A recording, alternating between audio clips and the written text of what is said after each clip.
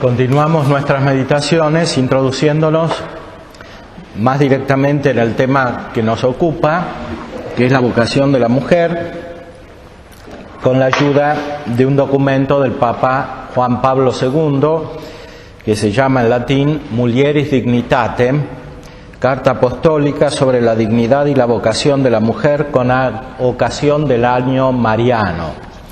Es un documento relativamente largo que vale la pena tener y leer por entero, porque no solamente trata el tema de la mujer, sino que lo conecta con todo el misterio de la vida cristiana y especialmente con la mujer más perfecta que Dios ha creado, que es la Santísima Virgen María, y justamente refiriéndose a la Virgen María comienza este documento y a nosotros nos ilumina porque este tipo de comienzo, porque después de haber considerado acerca de la santidad en sí misma, podemos comenzar a ver su aplicación en el tipo de santidad propia que es la vocación de la mujer. Y esa aplicación está plenamente realizada en la Santísima Virgen María. Entonces nuestro recorrido va a comenzar con el documento por la Santísima Virgen María y terminará también con la Santísima Virgen María siguiendo el otro texto que hemos considerado, que es el del Concilio Vaticano II, en la Constitución sobre la Iglesia, porque la Virgen María es la madre de la Iglesia y es además el modelo de la Iglesia, y por lo tanto, en este sentido, es el modelo perfecto de la vida cristiana y también de la vida social cristiana, de la vida comunitaria cristiana, que se realiza perfectamente en la Iglesia. Por eso, nuestro recorrido a partir de ahora comenzará por la consideración de la santidad de la Virgen María como modelo de mujer y terminará en ella, y dentro de ese recorrido, como envuelto por la contemplación de la Santísima Virgen María, consideraremos los aspectos naturales y sobrenaturales más específicos de la vocación de la mujer. El documento de Juan Pablo II cita el Concilio Vaticano II en un mensaje final que tiene a las distintas categorías de personas, y refiriéndose a la mujer dice: llega la hora, ha llegado la hora en que la vocación de la mujer se cumple en plenitud, la hora en que la mujer adquiere en el mundo una influencia, un peso, un poder jamás alcanzados hasta ahora. Por eso, en este momento en que la humanidad conoce una mutación tan profunda, las mujeres llenas del espíritu del Evangelio pueden ayudar tanto a que la humanidad no decaiga. Desde la época del concilio hasta ahora han pasado muchas cosas y en muchos aspectos podemos constatar que la humanidad efectivamente ha decaído en lo espiritual, en la fe y en lo específicamente humano, especialmente en la sabiduría y en el orden moral. Y todo eso está ligado a una decadencia también de la vida de las mujeres, porque la humanidad está completa por la acción de los hombres y de las mujeres juntas y de su interrelación. Por eso es necesario retomar esta observación del concilio y favorecer un resurgimiento verdadero de la vida espiritual de las mujeres, que es lo que tratamos de suscitar con estas meditaciones. Es verdad que en la historia de la humanidad no siempre se manifestó en plenitud el significado humano del ser mujer. En esta época hay muchos elementos que favorecen esto, pero también hay muchos elementos que desfavorecen lo específico de la vida femenina, especialmente en el orden espiritual, como lo veremos con la ayuda de un texto del Papa Pío XII, que se refiere especialmente a este problema y que conecta muy especialmente la vocación específica de la mujer con la relación con Dios, con la contemplación, con la elevación a lo espiritual. Por eso es claro que cuando decae el nivel espiritual, en una época como la nuestra, decae también la calidad espiritual y humana de la vida de las mujeres y viceversa, porque la humanidad y la mujer están íntimamente conectadas, como veremos aquí. El Papa Juan Pablo hace referencia al texto que meditaremos también, el del Concilio Vaticano II, la Lumen Gentium, y dice, citándolo: la Santísima Virgen María, Madre de Dios, en el misterio de Cristo y de la Iglesia, es el título. María, esta mujer de la Biblia, pertenece íntimamente al misterio salvífico de Cristo y por esto está presente también de un modo especial en el misterio de la Iglesia, puesto que la Iglesia, y aquí cita el inicio del documento del concilio, la Iglesia es en Cristo como un sacramento de la unión íntima con Dios y de la unidad del todo el género humano. La presencia especial de la Madre de Dios en el misterio de la Iglesia nos hace pensar en el vínculo excepcional entre esta mujer y toda la familia humana. Se trata aquí de todos y cada uno de los hijos e hijas del género humano, en los que en el transcurso de las generaciones se realiza aquella herencia fundamental de la humanidad entera, unida al misterio del principio bíblico. Creó Dios, pues, al ser humano a imagen suya, a imagen de Dios lo creó, varón y mujer los creó. Hay una conexión profunda entonces entre el género humano y la mujer, y muy especialmente entre el género humano y la mujer más realizada por la gracia de Dios, que es la Santísima Virgen María, que es justamente madre de todo el género humano porque es la madre de la Iglesia.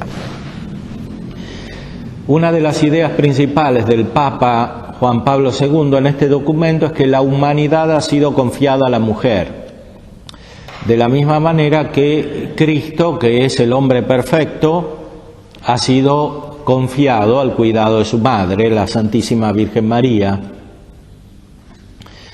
En la mujer se realiza de algún modo lo propio de lo humano, sintetizando de una manera más unitaria la dimensión espiritual y la dimensión temporal, la sobrenatural y la natural, como vemos especialmente en la Santísima Virgen María.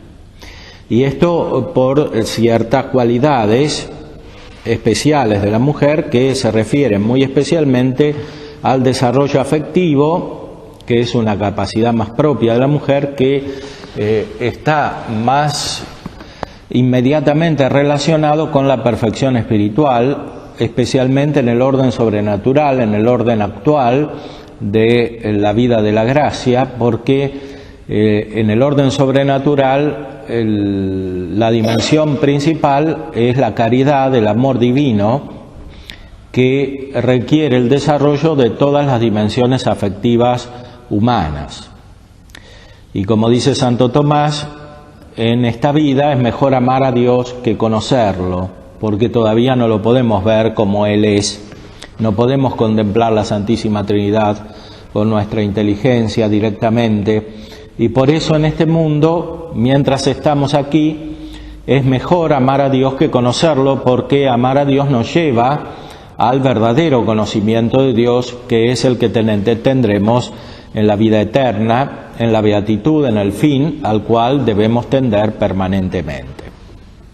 Por eso, el desarrollo de estas dimensiones afectivas de la vida humana, que tienen una raíz, por supuesto, espiritual, es fundamental para el perfeccionamiento no solo de la persona, sino de la familia humana, o sea, de la comunidad de todos los hombres y además de las comunidades que se realizan en concreto. Por eso el hombre ha sido confiado en cierta manera a la mujer, porque si la mujer cumple verdaderamente en plenitud su vocación, que es muy especialmente la de la caridad, el amor, todas las dimensiones humanas quedan como envueltas por el amor y toda la vida humana es conducida más eficazmente a la vida eterna, que es el pleno conocimiento, amor y gozo de Dios en la Santísima Trinidad. Dice el Papa: esta eterna verdad sobre el ser humano, hombre y mujer, verdad que está también impresa de modo inmutable en la experiencia de todos, constituye en nuestros días el misterio que sólo en el Verbo encarnado encuentra verdadera luz. Cristo desvela plenamente el hombre al hombre y le hace consciente de su altísima vocación, como enseña el Concilio en la carta en la Constitución Gaudium et Spes. Es Cristo el que manifiesta plenamente la altísima vocación del hombre, sobre la cual hemos meditado anteriormente, ayer, ¿cuál es la vocación del hombre como tal? Es la santidad, la perfección. Estamos todos llamados a una perfección, que es el fin mismo de cualquier tipo de vocación, de la vocación del varón y de la vocación de la mujer.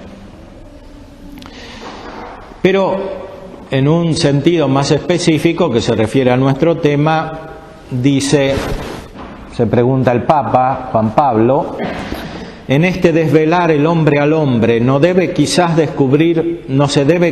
descubrir un puesto particular para aquella mujer que fue la madre de Cristo?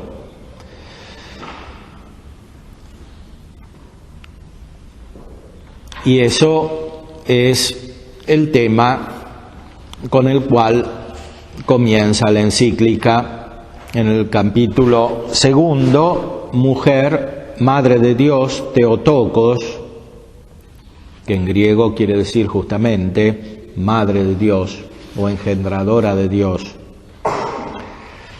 Al llegar la plenitud de los tiempos, envió Dios a su Hijo nacido de mujer. Con estas palabras de la carta a los Gálatas, capítulo 4, el apóstol San Pablo relaciona entre sí los momentos principales que determinan de modo esencial el cumplimiento del misterio preestablecido en Dios. El Hijo, verbo consubstancial al Padre, nace como hombre de una mujer cuando llega la plenitud de los tiempos. Este acontecimiento nos lleva al punto clave en la historia del hombre en la tierra, entendida como historia de la salvación.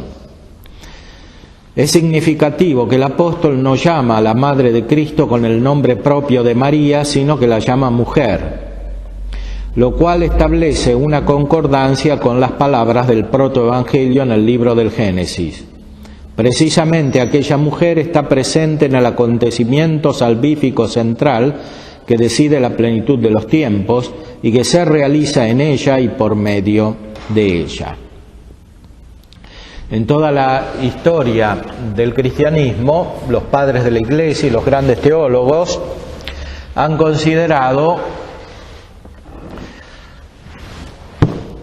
en el libro del Génesis la condición primera de la humanidad en relación con la mujer por la cual entró el pecado en el mundo, y han considerado en Cristo la misión de la mujer por la cual entra la salvación del mundo. Por María entra la salvación en el mundo, por la mujer entra la salvación en el mundo. Es una gran consideración contemplativa que se encuentra desarrollada muy especialmente, por ejemplo, en San Luis María Griñón de Montfort, en el Tratado de la Verdadera Devoción, que tiene una consideración muy alta de la misión de la Virgen María, íntimamente asociada a la misión del Hijo. Aquí el Papa Juan Pablo II conecta estos dos temas, es decir, del pecado que entra en el mundo por una mujer y de la salvación que entra por una mujer, con el desarrollo de toda la humanidad. Es como si toda la humanidad estuviese envuelta por la vida espiritual de la mujer. Y eso corresponde a su vocación específica, lo cual se da de un modo espiritual y también de un modo temporal. Se da de un modo espiritual en la dimensión fundamental de la vida de la mujer, que, como la de toda persona, es la de la unión con Dios y la contemplación, y se da también de un modo temporal en la vocación a la maternidad y al desarrollo de todas las actividades humanas de un modo correspondiente a la especificidad espiritual femenina. De esta manera inicia el acontecimiento central, acontecimiento clave en la historia de la salvación, la Pascua del Señor. Sin embargo, quizás vale la pena considerarlo a partir de la historia espiritual del hombre entendida de un modo más amplio, como se manifiesta a través de las diversas religiones del mundo. Citamos aquí las palabras del Concilio Vaticano II. Los hombres esperan de las diversas religiones la respuesta a los enigmas recónditos de la condición humana. La respuesta, evidentemente, está en Cristo. Lo que todos los hombres buscan de muchas maneras, incluso en el error, está plenamente revelado en Jesucristo. La mujer se encuentra en el corazón mismo de este acontecimiento salvífico, dice el Papa, que es la venida al mundo del Hijo de Dios mismo. El envío de este Hijo consubstancial al Padre como hombre nacido de mujer constituye el punto culminante y definitivo de la autorrevelación de Dios a la humanidad. Esta autorrevelación posee un carácter salvífico, como enseña en otro lugar el Concilio Vaticano II. Si Dios quiso con su bondad y sabiduría revelarse a sí mismo y manifestar el misterio de su voluntad por Cristo, la palabra hecha carne, y con el Espíritu Santo, pueden los hombres llegar hasta el Padre y participar de la naturaleza divina. La revelación de Dios consiste en la comunicación de la vida trinitaria.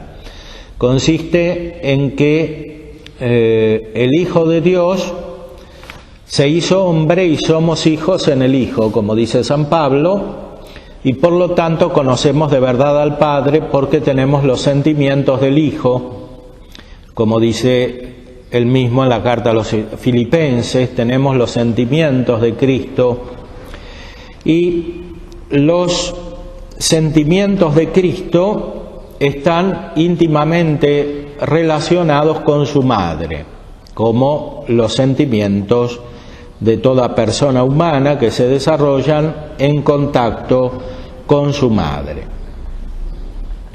Por eso, dice el Papa, la mujer se encuentra en el corazón mismo de este acontecimiento salvífico.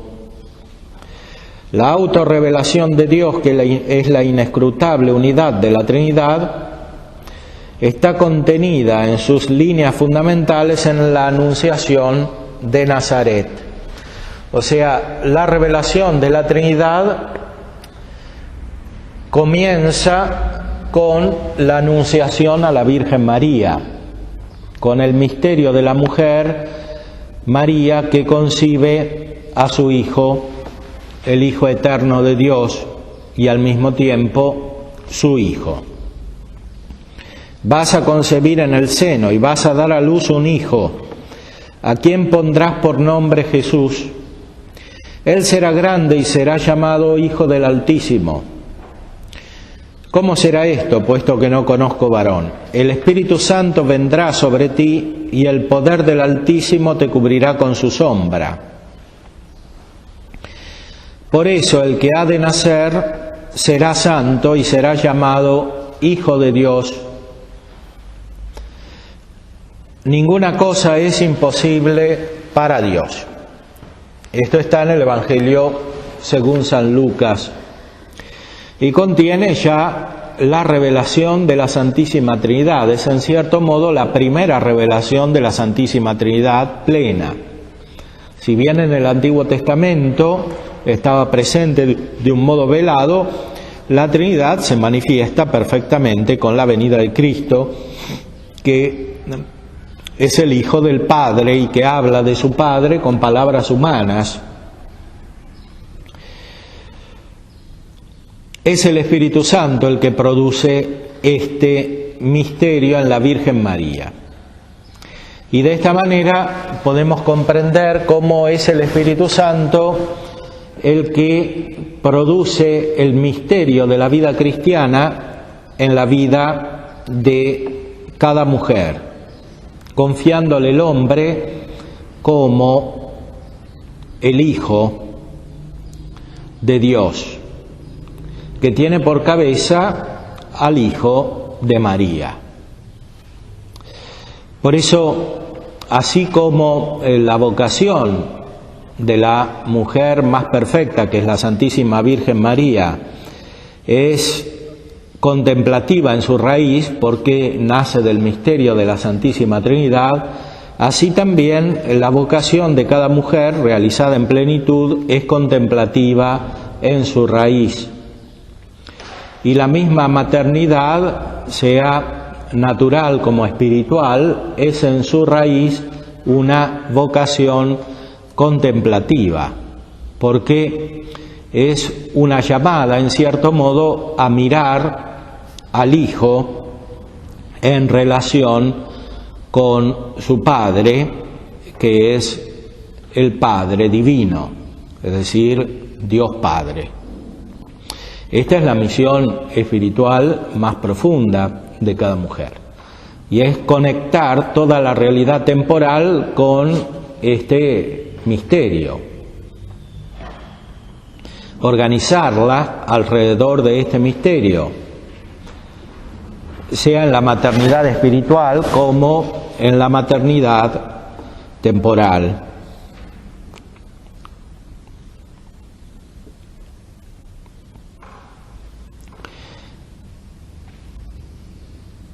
¿No se encuentra quizás en la Anunciación de Nazaret el comienzo de aquella respuesta definitiva mediante la cual Dios mismo sale al encuentro de las inquietudes del corazón del hombre?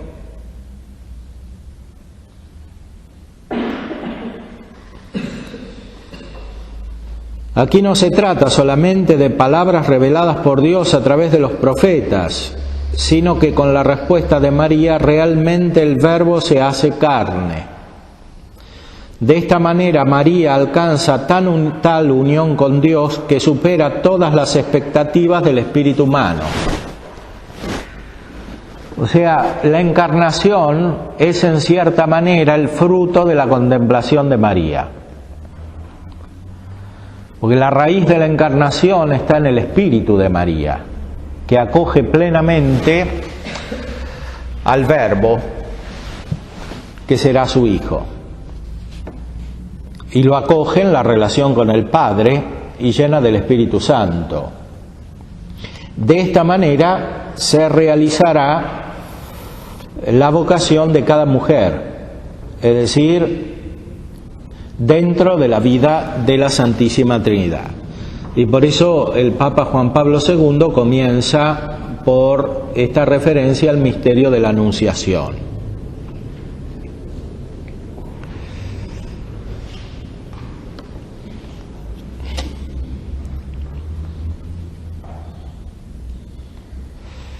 De esta manera, la plenitud de los tiempos manifiesta la dignidad extraordinaria de la mujer.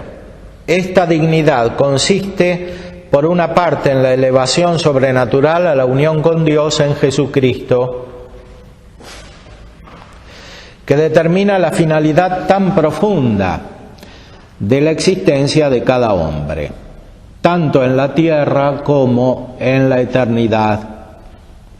Desde este punto de vista, la mujer es la representante y arquetipo de todo el género humano, es decir, representa aquella humanidad que es propia de todos los seres humanos, ya sean hombres o mujeres. Por otra parte, el acontecimiento de Nazaret pone en evidencia un modo de unión con Dios, con el Dios vivo, que es propio solo de la mujer, de María. Esto es la unión entre madre e hijo. En efecto, la Virgen de Nazaret se convierte en la Madre de Dios. O sea, en la Virgen, por un lado, vemos el modelo de toda la humanidad y, por otro lado, vemos el modelo específico de la vocación de la mujer porque es mujer. Esta verdad, asumida desde el principio por la fe cristiana, tuvo una formulación solemne en el Concilio de Éfeso del año 431. En contraposición a Nestorio, que consideraba a María exclusivamente como madre de Jesús hombre, este concilio puso de relieve el significado esencial de la maternidad de la Virgen María.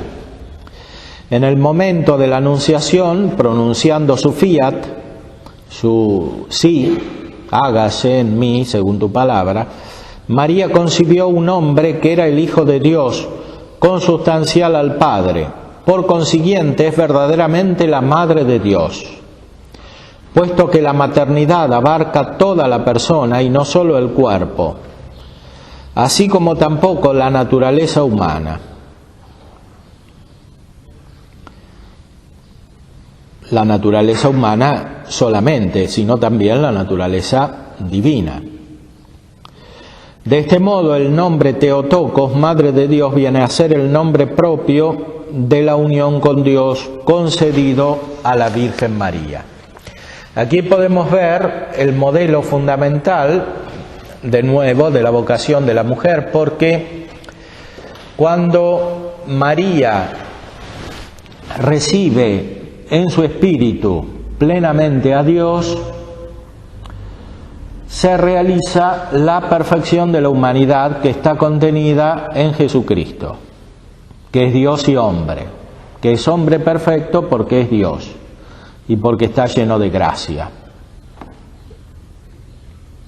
Es decir, de esa contemplación de Dios, que es recepción perfecta de la realidad divina, surge la perfección de la humanidad que está realizada perfectamente en Jesucristo. En este sentido, dice el Papa Juan Pablo que el hombre entero, es decir, la humanidad, ha sido confiado a la mujer. Lo que se realizó por primera vez en la Santísima Virgen María,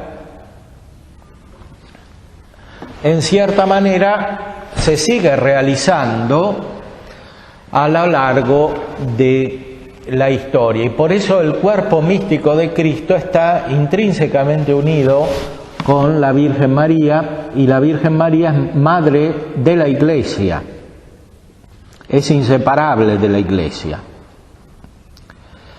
Y por ese motivo también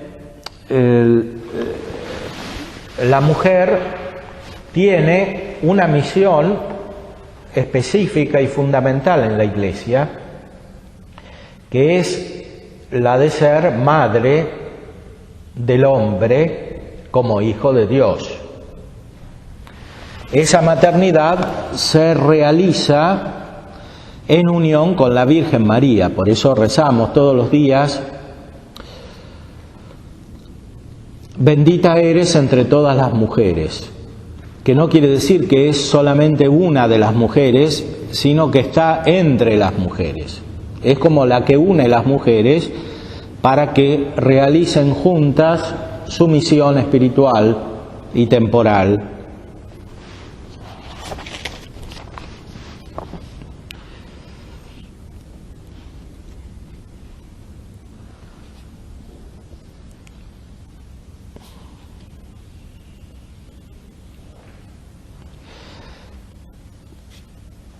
La unión particular de la Theotokos con Dios, que realiza del modo más eminente la predestinación sobrenatural a la unión con el Padre concedida a todos los hombres e hijos en el Hijo, es pura gracia y como tal un don del Espíritu. Sin embargo, y mediante una respuesta de la fe, María expresa al mismo tiempo su libre voluntad y por consiguiente la participación plena del yo personal y femenino en el hecho de la encarnación. Con su fiat, María se convirtió en el sujeto auténtico de aquella unión con Dios que se realizó en el misterio de la encarnación del Verbo consustancial al Padre. Toda acción de Dios en la historia de los hombres respeta siempre la voluntad libre del yo humano. Lo mismo acontece en la Anunciación de Nazaret.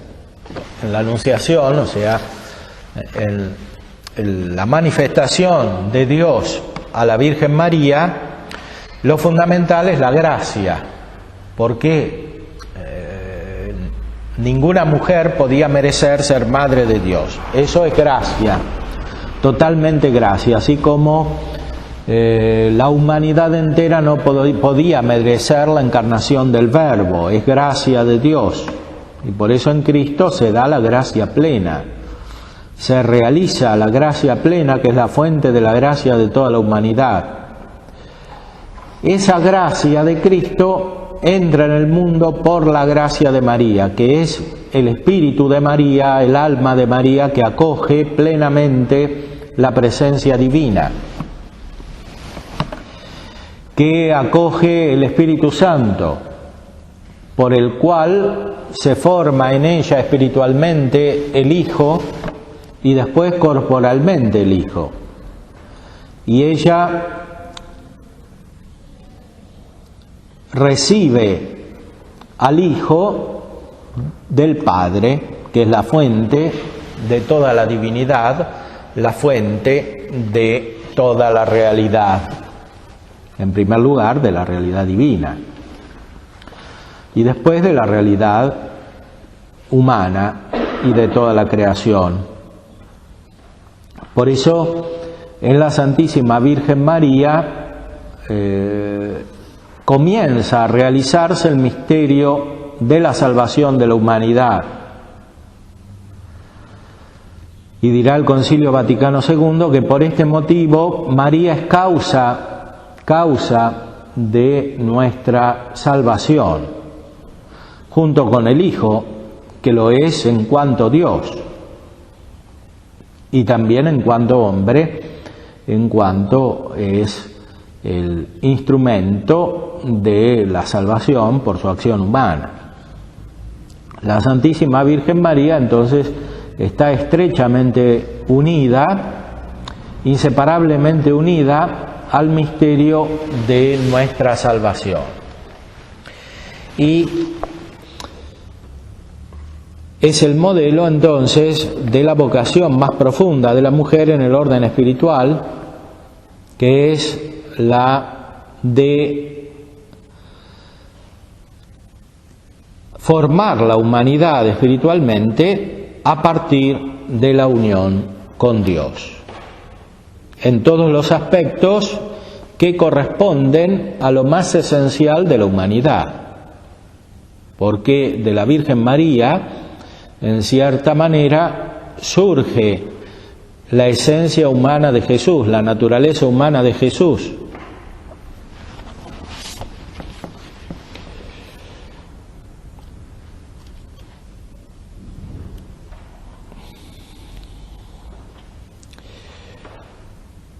Este acontecimiento posee un claro carácter interpersonal, es un diálogo. No lo comprendemos plenamente si no situamos toda la conversación entre el ángel y María en el saludo, llena de gracia.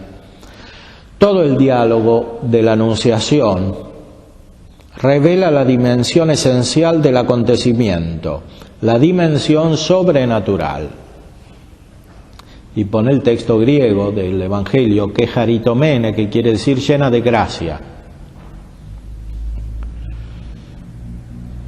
o agraciada. Pero la gracia no prescinde nunca de la naturaleza, ni la anula, pues bien, la perfecciona y la ennoblece. Esta es una idea central de Santo Tomás: la gracia perfecciona la naturaleza, nunca la anula, no la destruye. Por lo tanto, aquella plenitud de gracia concedida a la Virgen de Nazaret en previsión de que llegaría a ser Theotokos, Madre de Dios, significa al mismo tiempo la plenitud de la perfección de lo que es característico de la mujer, de lo que es femenino. Nos encontramos aquí en cierto sentido en el punto culminante, el arquetipo de la dignidad personal de la mujer.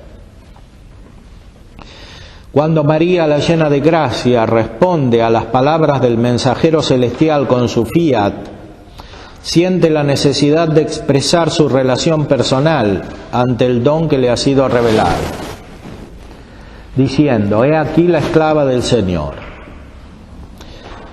A esta frase no se la puede privar ni disminuir de su sentido profundo, sacándola artificialmente del contexto del acontecimiento y del todo contenido de la verdad revelada sobre Dios y sobre el hombre.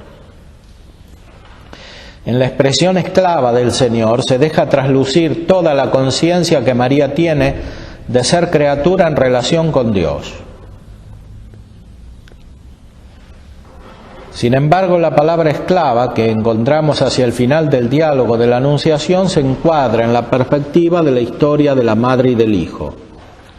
De hecho, este Hijo, que es el verdadero y consustancial Hijo del Altísimo, dirá muchas veces de sí mismo, especialmente en el momento culminante de su misión: el Hijo del Hombre no ha venido a ser servido, sino a servir.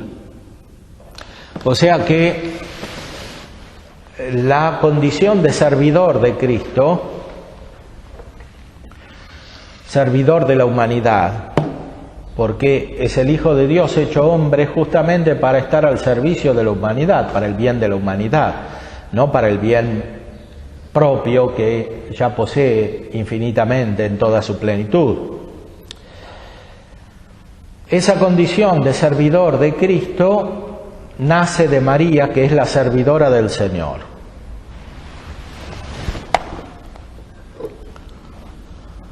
Y por eso la humanidad no encuentra su profunda dimensión de servicio, que no es otra cosa que la expresión de la caridad, si no se radica en esta actitud espiritual que está realizada perfectamente en la Santísima Virgen María. Cuando recibe espiritualmente la presencia del Espíritu Santo, que forma en su alma al Hijo y que por eso lo forma también en su cuerpo. De esa manera la humanidad se regenera en cierto modo a partir de la contemplación profunda de la mujer que recibe la presencia de Dios y que la traduce en su vida.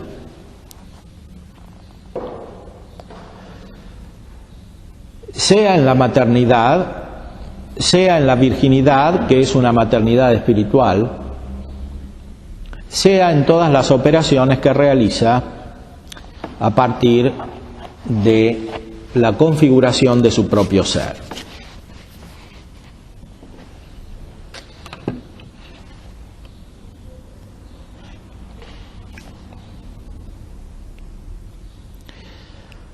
Cristo es siempre consciente de ser el siervo de Dios, según la profecía de Isaías,